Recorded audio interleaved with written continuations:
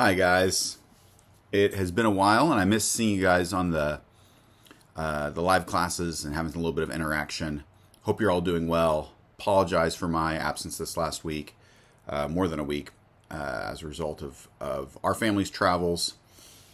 And I know currently until I'm able to get back to Lebanon, the school is arranging for you to have a teacher who's actually to be with you in person or live. Because it doesn't really work with the time zone I'm in for me to do live classes. So for now, we're going to continue. I'm going to continue to send you guys some material so you can be continuing with the material for our class.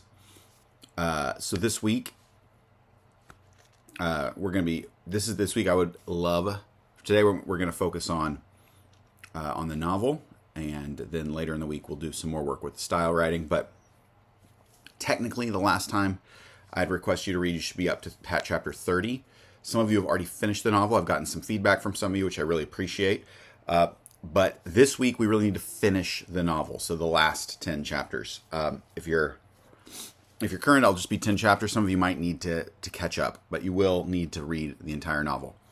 And hopefully that's an enjoyable experience. Now you're deep into the story, and the last part is always more rewarding than the first part. And of course, in the last part, there is a major twist here that we're not going to talk about today. I do just want to summarize a little bit of some of the key elements I want us to pay attention to in the chapters 20 through 30, which you've read this last week or 2 weeks ago, and to highlight what you should be responsible to do to prepare. So basically, your course packet is like the portfolio that you're preparing with all your work. And so you're responsible whenever we're able to get a teacher, whether it's me or someone else, in the classroom with you. You're going to be responsible to present all the work, and that includes all the style exercises we've covered so far. Simplify, vary your syntax, avoid passive, and write musically, as well as all of the work around the character descriptions starting on page 16 of the course packet, as well as the hero's journey, which is the video that we showed in class. So there's a hero's journey section we're going to fill out as a way of reviewing and thinking critically about the way stories work. So, as we talked about before, one of the key elements of a story is the characters. Characters often go on a bit of a journey that refines and develops their traits and their motivation.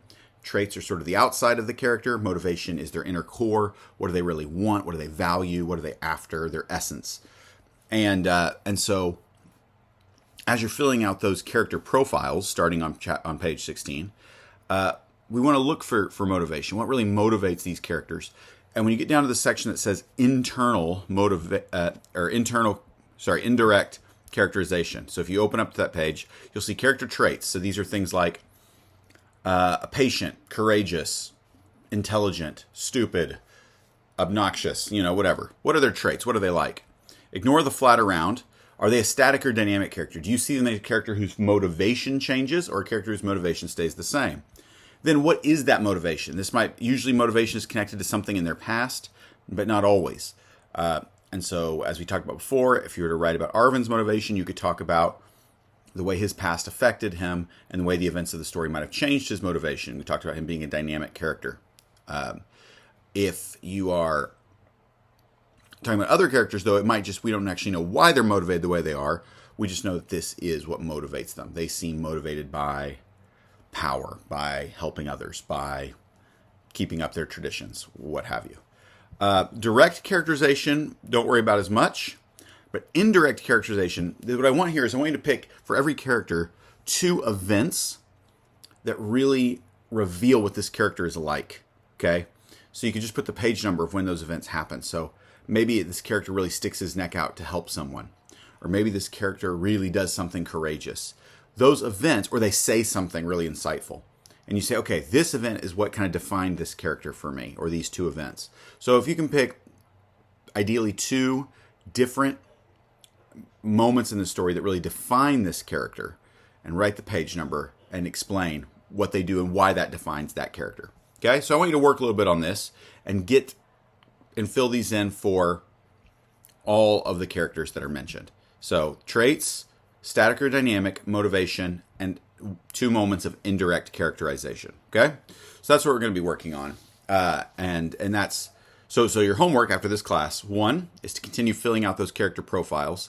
2, to continue reading so that by the end of class, or by the end of the week, you're finished with the novel. So let's just talk a little bit about the story up till now. And so this third section out of the 4 sections we're reading, we finished the third one.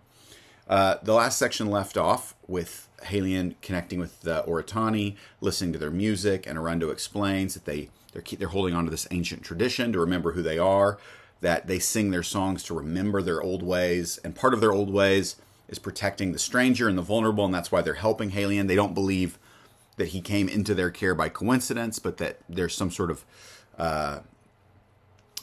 purpose behind everything, and therefore it's their job to keep Halian safe. Well, Halian begins to feel a bit of guilt about this, especially when he discovers that Nahara, Arundo's wife, is pregnant. And Halian knows, okay, I could cause problems for them if they continue to stick their neck out for me. Sure enough, Halian gets tricked, a trap that Barcel set up using a wagon driver named Hars, and the whole group gets captured. And here we have Halian kind of first really fighting, like actually physically fighting. They escape with Nahara's help. Halian uses his ring to cut the cord. There's a little bit of a symbolism. Remember, I said there are important symbols, and the ring is one of them. So we can think about, okay, Orin's ring, when it appears, what role is it playing? What is it representing in the story? So he cuts the ring, and then they leap from the wagon. Here there's a battle. Halian ends up doing everything he can because he has to get the keys because Arundo's shackled, and he wins this fight against the officer. He remembers Arundo's words, "You have something more beautiful to fight for than they do," and he overcomes. But when he does, he's left with a decision: do I go back to Arundo or do I run? And the reason he would run, right? This might puzzle us. Why would he do that? And part of this is revealing about Halian's character. He does not want anything bad to happen to the Oratani on his account, and he knows that they will not stop protecting him. And so he leaves the keys so that Arundo can be set free, and he goes out on his own. And this leads to a dark period for Halian where he's very lost, all alone in the world, wandering around until he stumbles upon a village that is attacked by the Black Hand. And it's a very kind of mystical experience with smoke and giant birds and this strange attack, and people are getting killed. And he had heard stories about the Black Hand, this kind of dangerous group that some people thought were ghosts, but he actually sees them, and he follows them into the forest of Yorin, which, of course, is where his hero Orin is from. So in the forest, he has this encounter with this strange figure who's singing and is glowing. It's kind of a spirit being who gives him a warning, tells him to be careful of the men of the forest, that the sword of Mirith cuts down both friend and foe. So we have some foreshadowing there. So at this point, Halian's taken by the Black Hand, and another kind of defining moment for him is he has to win them over. He has to make them listen. And they are inclined to kill him, and they put him in a ring and have this guy who's going to kill him. And Halian doesn't fight back, which confuses them. And when they stop, Halian holds up the ring of Orin again, and he quotes Orin and kind of presents himself as the representative of Orin. And so they take him to this character called the Seer, who we later learn is named Mirith, the one that he was warned about. So Mirith is treated sort of like this king or almost savior figure to the Black Hand. They listen to everything he says. They're very scared of him. They don't want to talk about him. He has one eye. He sits on this wooden throne all by himself up in the woods, wears a cape, long kind of crazy hair, and he's this strange sort of, kind of lord of the forest. And so Halian presents his plan to him. He says, I can help. Tells Mirith, you have great power, but with my help, we can actually strike a blow that will damage the Empire of Telganar. And Mirith, and he mentions, who he is and where he's from, and a little bit about Erenwar. And after some hesitating, Mirith decides to go along with this plan and to help Halian. So here now, Halian's made a deal. He's made a deal with a figure that we are inclined not to trust. That is, if we trust whoever this spiritual thing, the singer of the forest is. Mirith gives him a home, but the Black Hand don't treat him very well. A guy named Yantar is told him to train him with a sword, but basically harasses him and beats him up. And so these events progress until finally one day in the camp, Pumbaa, Arenda's brother, is taken prisoner and is going to be killed, and Halian can't let that happen. Of course, he's very committed to protecting the Oritani because they protected him. He sets fire to the camp as a diversion and helps Pumbaa escape. Pumbaa tells him, and that Pumbaa received a message from the Singer of the Forest, and tells him what that message is. Halian, son of Durna, when all fails you, look to the north, dark though the shadows may seem. So now Halian has this strange message, a reference to what might be his father, Durna, a name he's never heard before.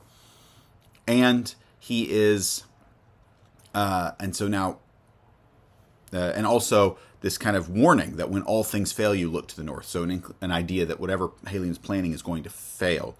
So all these pieces are now in play. However, Halian has just betrayed the Black Hand. And so they're going to kill him, but Mirith intervenes to save his life. We don't know why Mirith's so committed to helping Halian, but he is. He doesn't let the guys hurt him, but then gives Halian a stern talking to. And he says, okay. Halian's very mad. Why would Pumbaa should be our ally. We should all work together. We're all on the same team. Mirith tells him a story that how Mirith's ancestors were, because he was a son of Kareth, who was one of these ancient founders of Dormanon, and that Kareth was a sorcerer, and that because of their special abilities, his ancestors were hated and were mistreated and were cast out by the other people in the land. And so basically he says, look, right now we all hate the Silver Kings, but if they didn't come, we would hate each other. And at the end of the day, you will know that me and my people stand alone. So he gives them that kind of pushback. Again, this is an important line when we reflect on Mirith and what motivates him, which we don't fully know yet. But Mirith's motivation is important as the story goes on. So, no spoilers, by the way. If you're watching this video with others and you have finished the story, do not spoil it, people. Come on. So, so this sets up, Halian being brought back to the camp. All the men hate him. He's damaged their village. He's tricked them in order to save his friend. They're all ticked off. They don't know why Mirith is sticking his neck out for this stranger. So Yantar takes him, and for his next training, essentially, the group of men just start to beat him. And here, Halian gets overcome with rage. He fights back. He breaks Yantar's nose. And though he thinks this is going to get him in more trouble, this actually earns the respect, particularly of the young members of the Black Hand. And one of them steps forward and actually befriends Halian. His name is Gil. And Gil is Yantar's nephew, and he's influential among the young men in the camp. And he likes Halian, and they become friends. Gil is a jokester. He's lighthearted. He's much less serious character than Halian is, but respects Halian at some level, and a friendship very quickly forms. And as that's beginning to happen, Mirith tells Halian that he's going to lead a group from the Black Hand to attack some members, or a caravan from the Empire. And that's about where this section leads off. Now, the last section it sets up is going to reveal a lot. It's going to reveal a lot about the Black Hand, who they are, and how they became the Black Hand, how Mirith became Mirith, the seer, the sorcerer that gives the Black Hand their power. What Mirith's powers are. We're going to learn the mystery of the large birds and why everyone's afraid of Mirith. And with some of those discoveries, it will set up our final scene. Now, if you think Halian is on what we call the hero's journey, he starts in Eren surrounded by familiar characters like Marsus and Arven. He's sent out on a journey outside of Eren. He learns skills. He meets people. He makes friends. He wins people to his side. He faces challenges. He overcomes. And now he returns back to Eren with... He left as a runaway slave. Now he returns with a fighting force, a powerful fighting force at his side, to finish what he promised, to rescue Marsus, to free the slaves. Will he succeed? Will it go sideways? He has been warned not to trust Mirth. He's been warned that everything's going to fail him. Why would that happen? How would that happen? This is what the last section of the book reveals. So, if you have not finished it, make sure you keep reading. Make sure you keep filling in your course packet and continue thinking about the way stories work, because this story, like many stories, follows familiar patterns that kind of shape all epic stories. If you have any questions about that, feel free to message me. I haven't been great on messaging, guys. I'm sorry about that because of travel, but I'll try to do better. And hopefully enjoy your reading. And later this week, we will work more with the writing skills. Take care, guys.